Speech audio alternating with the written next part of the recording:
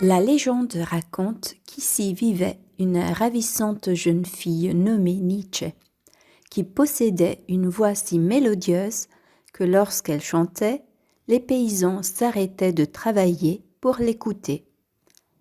Les bons montagnards l'appelaient la chère voix de Nietzsche, et c'est ainsi que du latin cara vox Nietzsche, le lieu est devenu Caravonica. Mais les histoires de Caravonica ne s'arrêtent pas là. Une autre légende concerne le sanctuaire de Notre-Dame des Vignes. Vers la fin du XVIe siècle, un muletier vola dans un village du Piémont le tableau qui se trouve aujourd'hui dans le sanctuaire. Arrivé à cet endroit, le mulet qui portait le tableau s'impatienta et ne voulut pas aller plus loin. Une chapelle fut donc construite pour abriter le tableau, puis, grâce également au miracle obtenu en venant prier ici, l'église fut édifiée que nous voyons aujourd'hui. Pour comprendre l'importance de ce lieu, il faut savoir que jusqu'à très récemment, le sanctuaire était fréquenté par des familles dont un nourrisson était mort sans avoir été baptisé. Elles venaient y accomplir un rite pieux autrefois très important. Les proches, tenant le petit corps dans leurs bras, faisaient 3 fois le tour de l'église en compagnie d'un prêtre.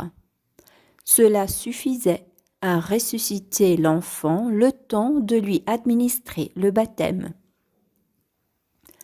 Et si cela ne vous suffit pas, écoutez aussi ce que le village a abrité dans un passé pas si lointain. En 1706, le duc de Savoie est assiégé à Turin par l'armée française. Un coup de canon s'abat sur la chapelle où est conservé le Saint-Suaire. Le duc décide alors d'envoyer sa famille et le suaire à Gênes, où il pense trouver de la protection. Au cours du voyage, les Savoie se sont arrêtés à Caravonica, chez le noble Tomatis.